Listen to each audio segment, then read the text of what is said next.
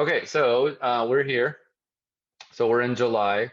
So July is just basically now that you understand the movements quite a bit. It's called rate of force development. So now you're trying to get your weights right, right? So now you want it to be about 6 or 7 reps, and you want it to be pretty heavy. If you can do 10 reps, it's too light. So you really want to start working on that. My biggest observation over the years is athletes lift too light. So I always just check now in the case of Sydney, right? We had a little oopsie. So I get that can happen too. So you always want to start really light and work your way up. But again, you want to make sure that you're working your way up, right? So rate of force development just basically means that you're trying to lift a heavier weight, a safe weight, but a heavier weight. And again, if you're ever unsure, you can always ask a trainer or someone for help in the gym to see. You're not trying to go for like a personal best. It is 6 or 7 reps, so you should be able to do 3 or 4 just fine. After 4, it should get a little bit heavy. All right. The next thing is time under tension. So you want to try to go. Um, we're staying away from like really explosive movement still. So like a 1,000, 2, 1,000 up, and then a 1,000, 2, 1,000 down. So kind of like a really controlled movement. That's going to put your muscle under tension. It's going to help you build a little bit more cross section, so a little bit more muscle, which is going to support the next phase, which is going to be like a lot of power. So basically, we're still just trying to build the engine before we run the engine really hard. Okay. And then the last thing in here is, oh, I kind of hit on that, is just trying to get a little bit more muscle on your bodies. So just make sure you're eating really good, having some protein after your workouts. Just make sure you're fueled before your workouts, maybe a little carbohydrate for energy, and you're just eating well, eating and sleeping well, and that will help a lot too. Um, Down here, this is just volume and intensity. So this white bar is volume. So you can still see we're still doing a lot of volume. Intensity kind of means like the weight that you're lifting and that kind of stuff. So the weight again is not like super heavy because we haven't really done like 1 RMXs and that kind of stuff with most of you. But I still do want you challenging yourself with the weight, but I want you to understand it's going to feel very taxing, especially on Thursdays and especially week 3. It's supposed to be very taxing. So that's going to help build your condition and those kind of things. So you might find the volume to be a little bit higher, meaning your workouts might go a little longer and that sort of thing. So that does take a bit of getting used to, but know that that's the design. All right. So that's that. So that's just the basic idea on what's going on right now. That's what we're focusing on. So here's the Coach new L, program. Yeah, go ahead.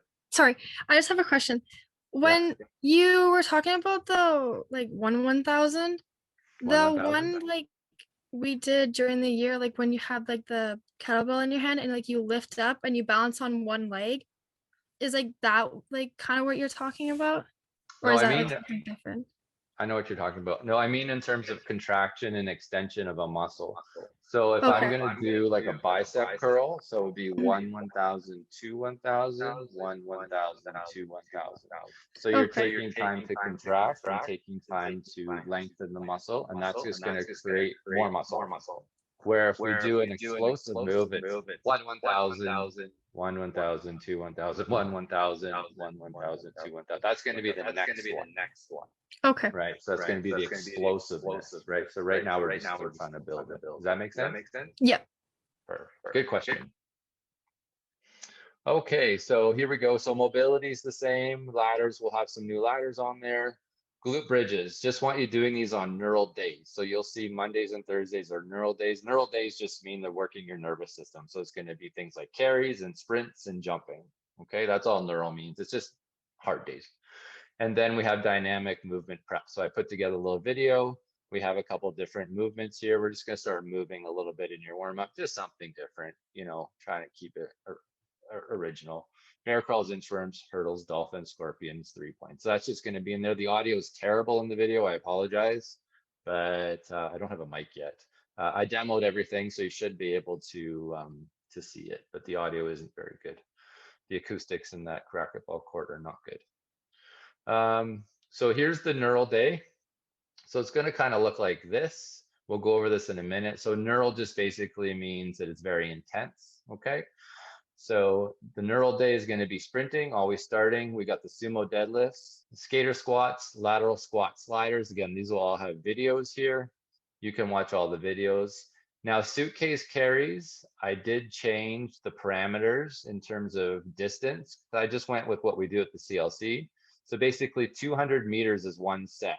So I want you switching hands every 50 meters. Um, that's what I've been doing at the CLC with myself and some athletes that are still here and some clients, and it seems to be working out really well. I don't think I had a long enough distance before. So just trying to get 200 meters. You can just kind of, I don't know, go online and see what's 200 meters and they'll be able to figure that out. And then you try to switch hands every 50 meters. But it's basically, those of you that are familiar with olds, it's the distance of that track upstairs that we go around. That's exactly 200 meters. Again, don't worry about it if it's not exactly 200 meters. I'm just trying to give you an idea of what it is. Okay. So that's just the difference with the carries. All right. So if it says 2 sets, you try to go around. Actually, I'm just going to change that right now. You're just going to go around once. We're just going to keep that all at one set. So you're just going to go around. So you just would do 200 meters once, and I think that's good enough. Excellent. So there's nothing new to report there. Those of you that are new to like the Olympic list and the dead list, just watch the video. Again, if you don't feel comfortable with it, don't do it. It's not the end of the world. If you have experience with it, it's great. If you've done like trap bar deadlifts or regular deadlifts and you don't, and you like those and you know how to do those, and the sumos are like a little weird for you, don't worry about it. Stick with what you know. All right. Those of you that know how to do the sumos though, I'd rather you do those. It just works your like glutes and hamstrings and back a little bit better. And the more glute focus we can get at any time, I'm really happy with. So that's just why we do the sumos, because it gets a little bit more glutes. Okay. Again, I'll be putting this on the channel after we're done. I'm recording it, so you can go back and go over it again.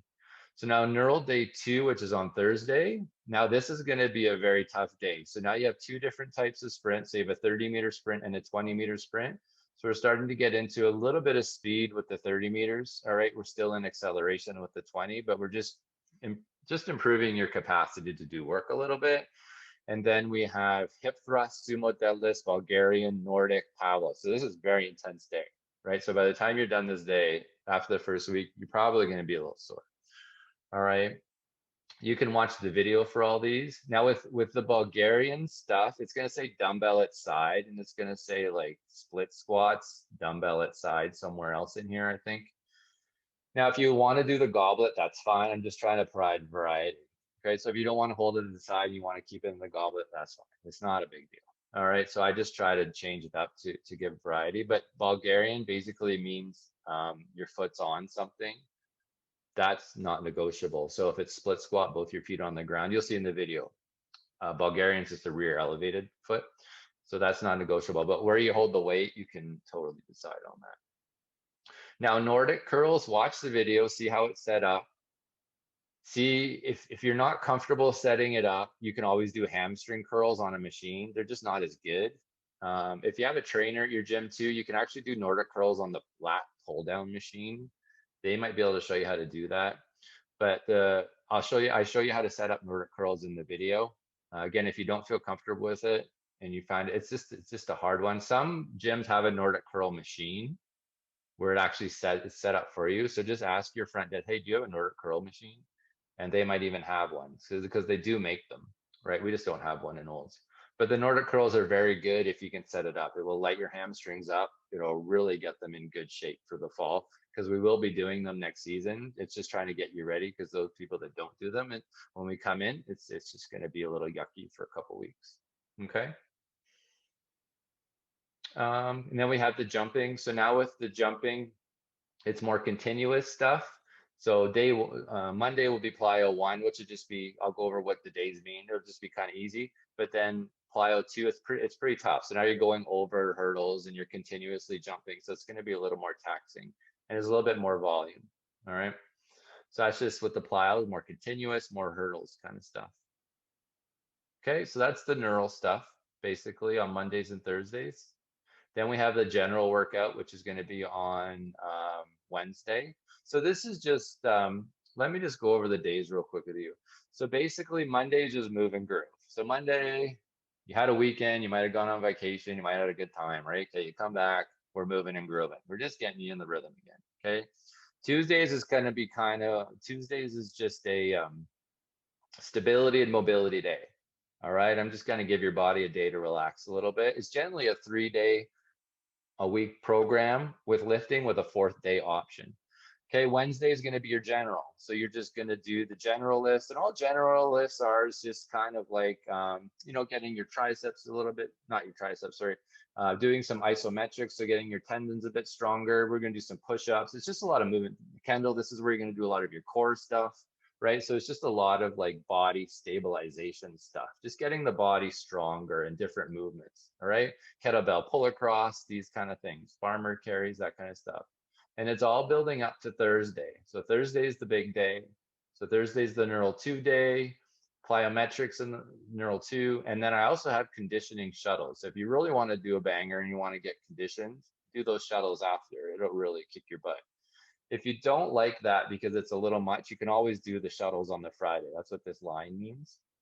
Okay, so basically get yourself ready, little rest. Okay, we're just doing some general strength, kick your butt. And then on Friday, it's going to be stability. Now, general 2 option, what that is, it's just another lift day. There's only 5 exercises here. And what these exercises are going to do, so Zottman curls are great for shoulder strength and grip strength. Bird dog rows are great for trunk stability. Internal external rotations are great for shoulder, people that might have some shoulder issues, tendonitis.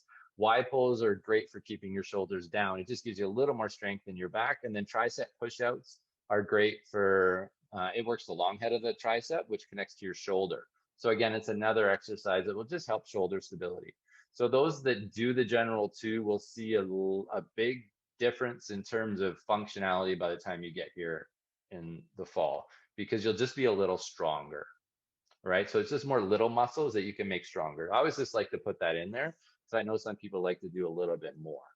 Okay, so that's what general 2. It's just an option. If you don't do it, you're fine. But if you do it, I think it's going to make a huge bang for your buck. And it's only 5 exercises. It's only 30 minutes, but it's just optional. Okay, so that's kind of the layout there. Okay, I'll go through my notes. Coach L, Yeah. for the farmer carries, Mhm. do you only want us to have like one weight in one hand and switch, or at some point can we have like 2? That's a good question. The farmer carries on general 1 is 2 in your hand. So when we do a farmer carry, we're doing 2 at a time. On neural 1, we're doing a suitcase carry. So what suitcase means, it's like you're in an airport, you're carrying your suitcase. It's one hand. So that's how you know whether it's 2 or whether it's 1. Okay. Now, when it's 1 in the suitcase, every 50 meters, you switch hands. Now with the farmers, you're going to do 200 meters just with like, there's no point switching them. They're the same weight, right? So you're just going to do the 200 meters with the farmer. Okay. Does that make sense? Yeah. And then you could rest. So with the farmer, like if you go further with the carries, if you're going further than 50 meters without needing a break, it's way too late. Your hands should kind of be just ready to go at 50 meters. Like you should be losing that grip and just barely holding on, right? So that's Okay. kind of how you can determine what the weight is, right? So a lot of my clients are around 40 to 50 pounds right now, 60 pounds, right? I'm doing around kind of 90 pounds, right? So it is Okay. pretty heavy. Like you can carry quite a bit of weight. I see a lot of people in the gym just doing 15 pounds and like you're wasting your time. You're not Mhm. doing it, right? Okay. Because your hips need to carry that weight. So like for like the one-handed one, do you want us to have like more weight than what we would do if we had like 2? Because like if we had like say like 220s, it would be 40. So do you want us to go like higher than 40 for like our one arm ones, or just like around the same? For me, it's like a 10-pound difference. So on Okay. one arm, I'll do 90, on 2, I'll do 80. Okay. People might be different, but for me, that works well, right? For sure, you're doing more weight with the 2, so you just got to kind of play with it a little bit. But Okay. it'll be pretty close. You could even go down 20, right? So if you're doing 60, you could try 40, but you might find 40 is pretty light. So you might want to try 50. But I like that 10-pound difference there. It's a good question.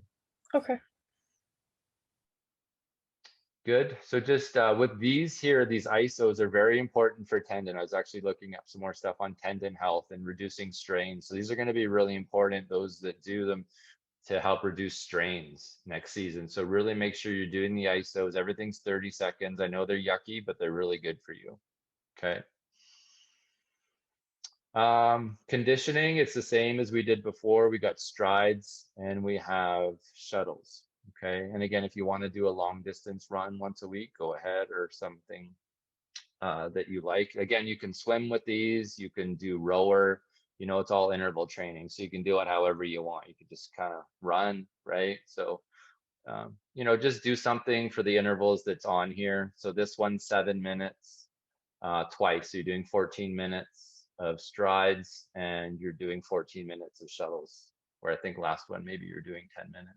Okay. And if you want to do more, do a little bit more. I wouldn't go longer than half an hour. You're kind of wasting your time, right? But if you wanted to do up to half an hour, it's fine too. But over that, you're kind of wasted. To me, honestly, you're just diminished return at that point.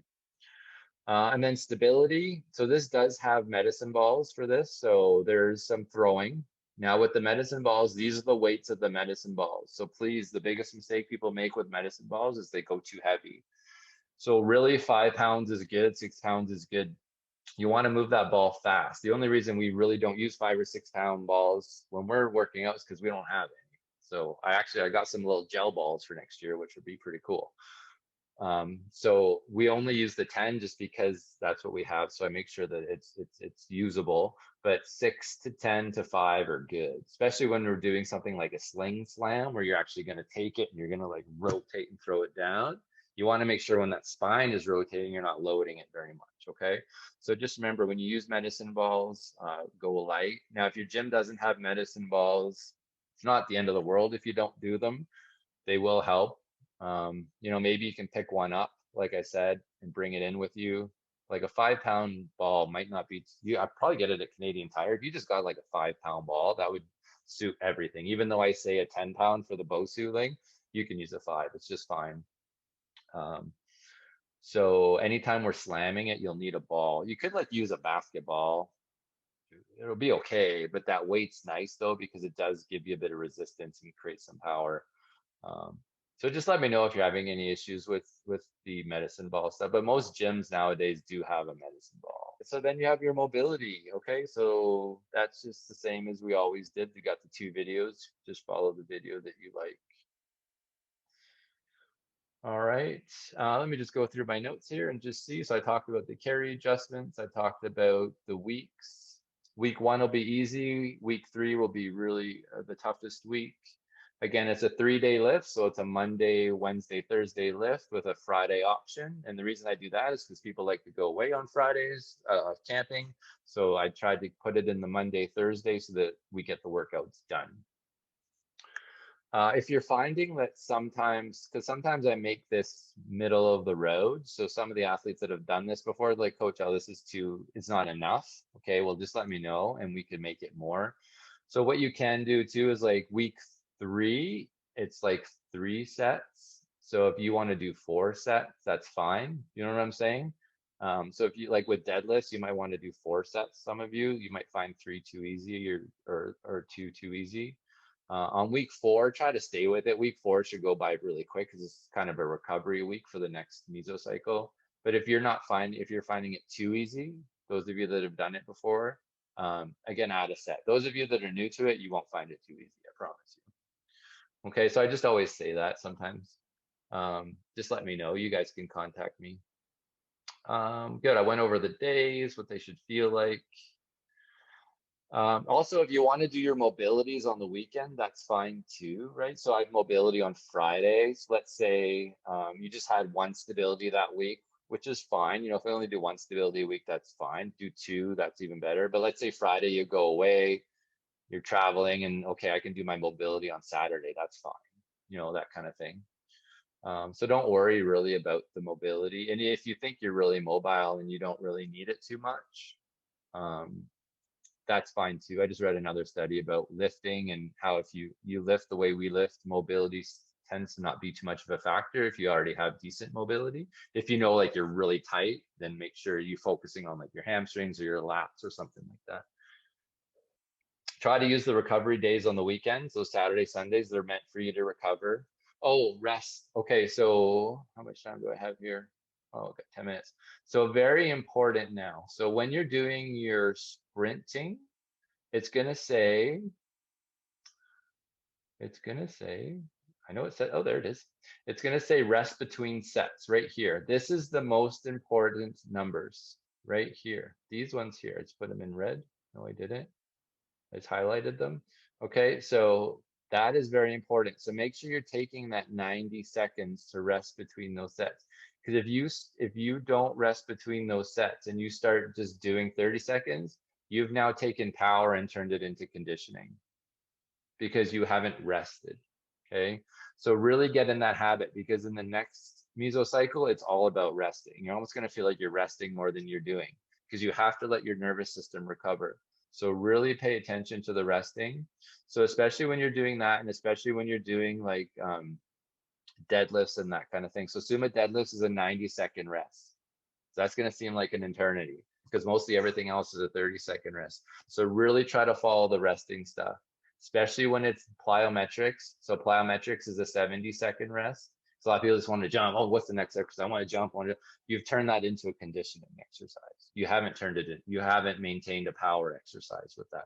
So the sprinting and the jumping are meant to be power. So they're supposed to improve your vertical jump. They're supposed to improve how your acceleration when you're skating, right? It's not improving your ability to play the length of your match or game or whatever, right? So they're meant to be power producing.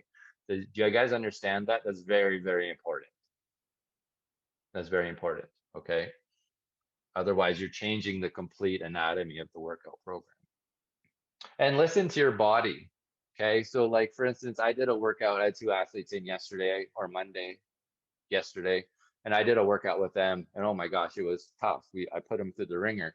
So I'm not doing legs again this week because I can't feel my legs, right? So it's like listen to your body. If your body is done, I got a little bit of a bad back on my right side. It's not liking me right now. So I'm not going to do legs again this week. I'm going to do some other stuff. And then I'm going to come back to it next week. And I think next week I'll get two in. Okay, so listen to your body. So again, it's not meant to follow it per script. It's like, if you're feeling sore, like just give it a rest day. You'll feel it out, right? You'll feel it out. So again, just listen to your body. If you feel like you can push through it, push through it. But again, listen to your body. That's really important, especially those of you that are new. Listen to your body because you don't want to do a deadlift when you're really sore or you feel like things are out of kilter because that's when you'll hurt yourself. Okay, so just listen to your body. Take it slow. I'm not saying don't do anything that day. I'm saying do something else or just do the exercises you can do that day. You'll always be able to sprint. You'll always be able to do the plyometrics. So you can always do that stuff for sure. Follow the order of everything. It's all put in a logical order for you. Okay, so from top to bottom, same thing with these. So top to bottom, plyometrics first, sprinting, and then you got your neural, and then you got your strides. Always do your conditioning at the end. Always kind of do your core stuff at the end if you can, kind of stuff. Okay, so just follow the order and you should be good.